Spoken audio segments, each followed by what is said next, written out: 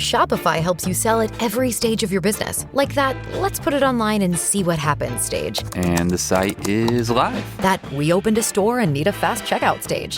Thanks. You're all set. That count it up and ship it around the globe stage. This one's going to Thailand. And that, wait, did we just hit 1 million orders stage? Whatever your stage, businesses that grow with Shopify. Sign up for your $1 a month trial at shopify.com/listen. Wendy's Coffee House. The craft took off, and I remember seeing stars going by the windows. That's the last I remember until I remember coming back and waking up from what seemed to be a deep sleep inside the craft. Hi, I'm Wendy. Continuing my conversation with John Foster, the website, johnfosterufos.com, you can check that out. There are a couple of other interesting elements in this segment, and it has to do with the invention that John has. The other part is about the time travel. First, the endorsement from Donald Ware. He says, "Believe me, this is one of the most important stories UFO experiencers have to offer. I think he was inspired to write To Earth from Heaven for our benefit, for the benefit of all truth seekers." That's Donald Ware. Fighter pilot, scientist, nuclear engineer, teacher, birder, researcher, former regional director for MUFON, board of directors of the International UFO Congress Convention. In this one, I also touch on how it has impacted my own life in ways that are sometimes so subtle, it's hard to tell the difference. But because they stuck out, and I wrote them down, I can connect the dots. I knew at the time these things were important for me to remember. And the reason I think John's information is so important is because it draws all of this stuff together. Seeing others involved with him, also out of body, some of those who also had memories. And that's what he talks about when he says the familiar strangers. Traveling aboard ET craft with these other people, he eventually ended up meeting in different UFO groups. The things that are happening when you start seeing synchronicities, patterns, unusual events, unusual people, familiar people, and you don't have any idea why. John's story illustrates that. Don Ware asked me after the international talk in 2001, he asked me to give a talk. It was at Florida, Fort Walton Beach. They had some videos, and it was some of the first videos that came out Breeze. were Gulf Breeze. Gulf Breeze, right. Yeah, Gulf Breeze. Donald was living in Fort Walton Beach, and he and the Gulf Breeze UFO group met near the beach between Fort Walton Beach and Gulf Breeze. So I gave a talk down there. And then I sort of started having difficulties with different people, mostly of the New Age. And, of course, other people who were traditional didn't want to hear about it at all. So Annie and I decided after the talk we'd travel on up the East Coast. And we gave Bob Teets a call, and he wanted us to meet him at his old residence where he was brought up. So we met him there, which was in West Virginia. He explained a UFO sighting he had had, and he also showed me that he had left, or that he had lived in the same place that one of the late 1980s inventors had lived. And he showed me where he had done some of his inventions, and it just blew his mind that my invention was almost identical to that invention. What did you make?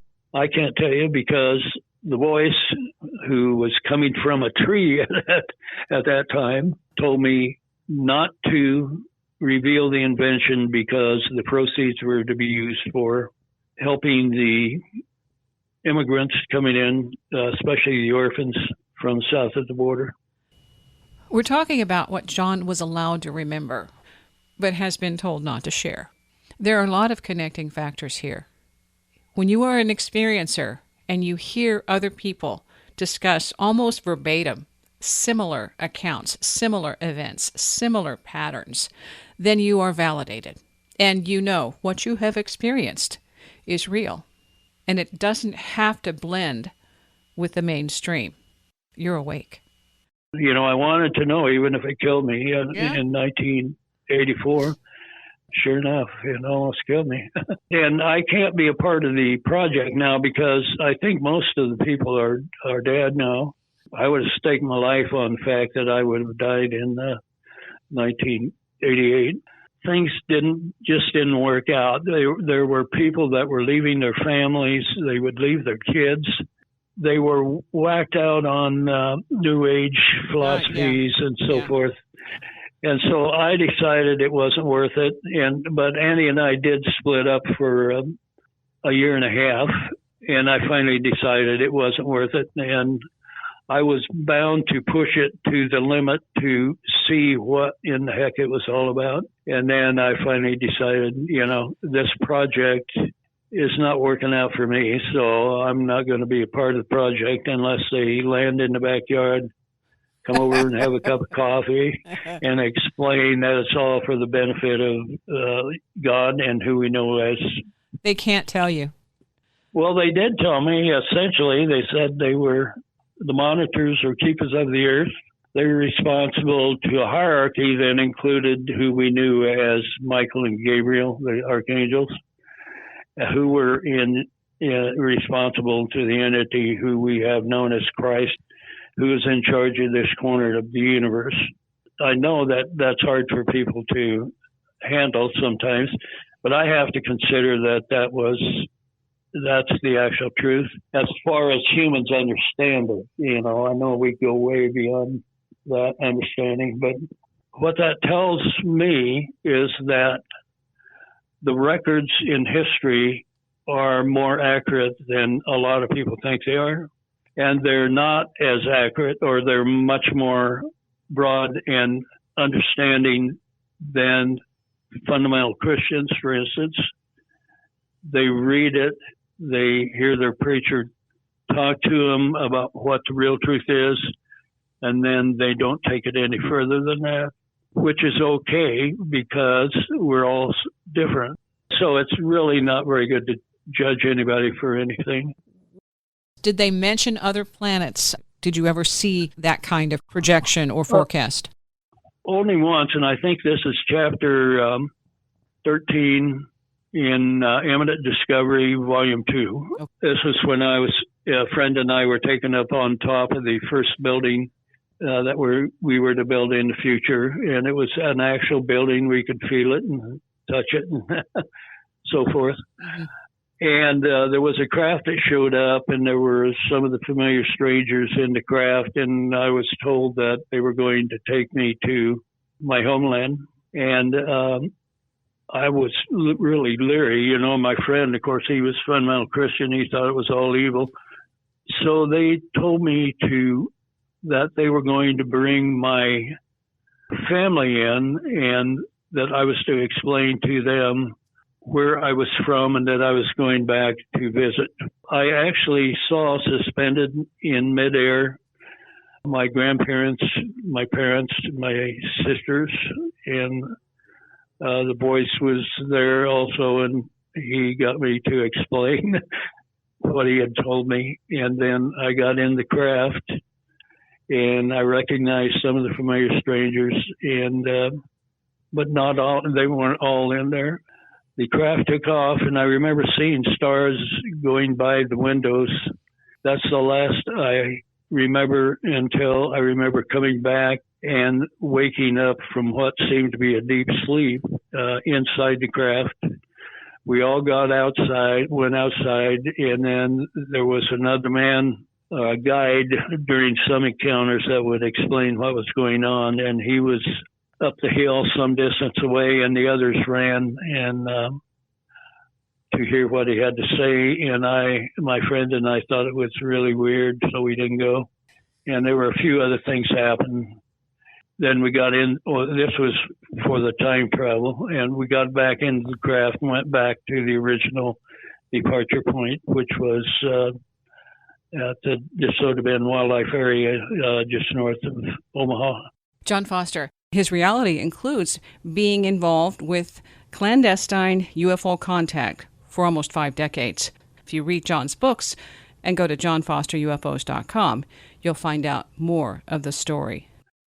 Nice buns, soft, fluffy, and ultra-low net carbs. Discover Hero Bread, the delicious, ultra-low net carb bread with incredible taste and texture. Hero Bread has 0 grams of sugar and is under 100 calories per serving. Plus, high in fiber with 5 to 10 grams of protein per serving. Order from hero.co now and get 10% off your first purchase with promo code AH10. That's 10% off with code AH10. HERO.co. Your relationship with Annie, I think, is so important in this whole scheme of things because it suggests that it was guided. And that's happened with my own relationships. I was, told I would be with this, and this was a hardcore, really tough relationship for me to be in for 7 years. It was 7 years to the day. And they said, this is, you'll walk through fire and not get burned. And you could not do that until this point in your life. And boy, oh boy, that was a whammy, but I lived through it. All right. But it was. Are you still living through it or not? No. My husband now, I met when I was 14 at a camp, a conservation camp here in Kansas. And he told me, because there was a light flashing across the way, and he said, see that light? That's flashing. They're talking to you. And I said, don't talk like that. People will think you're crazy. Now I have flashing night lights that I've been talking about since 1997. I have this guide, and the lights are flashing. And so when we met 28 years later, and he said, yeah, so crazy. And, but we weren't supposed to be together at that time. The reason I connected with him was because he was supposed to be here at this time of my life, and he is my biggest support system. So, all right. Oh, I saw him on one of the videos. What was so funny was that I didn't remember his first name as Robert, and they kept saying, Robert is coming. Robert, you're going to see Robert. And I'm like, who the heck is Robert? Robert, Andrew, Andy. Little things, they would give me clues. These are my guides, and I've struggled with what to call them because all I can say is they're non-corporeal. They don't have, they don't have a body. They can manifest in a way that we need to see them that is helpful for us. It isn't one size fits all. Yeah, it's different for everybody. Yeah. And people don't like that because they want it to be easier. They want it to be cookie cutter, and they want it to, to fit in a nice little box. But Jacques Vallée says this is we don't have a definition for it. And I believe the more we evolve as human beings, these stories will continue to evolve, and the beings we see. There might be some, like when you're talking about Gabriel, I've had saints. They guided me to go to a church in New Mexico, Taos. I had no idea. I was told to go to the church, be there at a certain time. Then I realized this is a church Georgia O'Keeffe painted. This is a well-known church. I didn't recognize it from the back. It's all adobe. My mom showed up with me, and I'm told it's raining. And so we see the church in the rain. I know I'm supposed to go there the next day, and I can't go until 10 a.m. That's what they tell me. So I go. When we're there, the church is closed. The doors are closed. So I take pictures. A funeral is going on. They say, it's okay. You've been told to be here. You're fine. Afterwards, they are doing remodeling on that church. It's the time of year they fix the church. And so the doors are open the entire time. They said, now there's another thing about this church I'll tell you in a minute. But they said, so what happened when you went to the church? Well, I took a picture. I took a picture of the doors. It's really beautiful. And they said, and what did you do to take that picture? The only way I could take the picture and get everything in was to be on my knees. And then they said, so we told you to go to the church. You had to get on your knees at the church. Ha, ha, ha, ha, ha. The Church of St. Francis. The Church of St. Francis. Now, this church also has a picture, and I've had 2 or 3 incredibly transformational experiences because for me this church picture turns into a 3D experience. And it's a picture of Christ.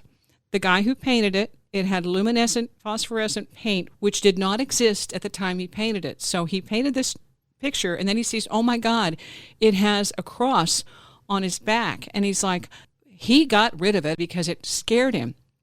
This church has it. They keep it in a darkened room. And when you go in, then you see it, the luminescence part. And what happened to me is Christ came out, he turned around, and he said, the cross, they've convoluted it. Their message is convoluted because they have Christ carrying it as a burden on his back. And it's not. Christ is carrying the church with the cross in front of him. I am the truth, the way, and the light. I am love. I am God. And that's the way it's supposed to be presented. You got it. Well, I'm so glad to hear it. Your story is essential. It has all the components. It has the frozen time. It has the future. It has how we are being guided and protected in many ways. But people don't want to believe that. They're so frightened of it. They're intimidated by things they can't see, and so of course it's the devil. And Scott, when they accuse Christ of being the devil, that lets you know that they need help. Yeah, right. John Foster's story stands out because it is so detailed. There are so many elements involved. The fact that he's an engineer, the fact that he remembers being guided, instructed, another word for that is programmed, to go a certain direction with his life. That some areas were shut down and other areas the doors opened. And the fact that it very explicitly draws out the connections between what those UFO, others that we have no clue about, who are here shaping, influencing, directing our reality. That's fascinating. So something else is going on that, by and large, the general population is oblivious to. The cool thing about that is that more and more experiencers are waking up, and they have a support system to say what they are, we are, you are experiencing is not your imagination. It's real. It's happening. Share your story. Find a community. Get a support group. Compare notes. The blink in the sky is an attention getter. But when you develop telepathy and your own insight, your own ability to incorporate that PSI experience, extrasensory perception, that's where we go forward.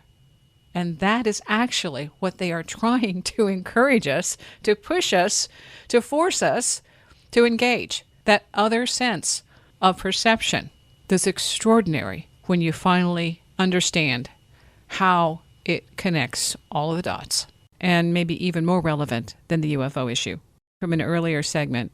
Do you believe in an afterlife? Oh, yeah. I mean, I can't. We had out-of-body experiences, and the one big proof is the Dillon Lake experience in 1975, where my daughter, my son, and I had an out-of-body experience out over the lake, over the water. And she remembers some of what I remember, and she remembers the voice speaking that telling us that we had to go back. We had to go back, and she remembers seeing my body. I don't know. I can't recall if she remembers seeing hers when we went back and approached the shore, but I remember seeing my body standing there, and of course, before I left, I saw my body standing there, and I was told that was me, that was my body, and so on, So yeah. When we were out of body, which means that we have a spiritual body, and we could communicate, we could talk back and forth to each other, but we couldn't see each other. Mm-hmm. And we couldn't see, they had a voice that took charge of them and dealt with them, and I had a voice that took charge of me, and we all met out in the middle of the lake, and several things happened and so forth. And I think that's Chapter 6 in Imminent Discovery, Volume 1. Thanks for listening. I'll put the links in the description for the show. Again, JohnFosterUFOs.com. And his books are available on Amazon. My blog, where I talk about stuff like this and other things, Talking to Nightlights, WordPress, or just do talkingtonightlights.com. Stay curious.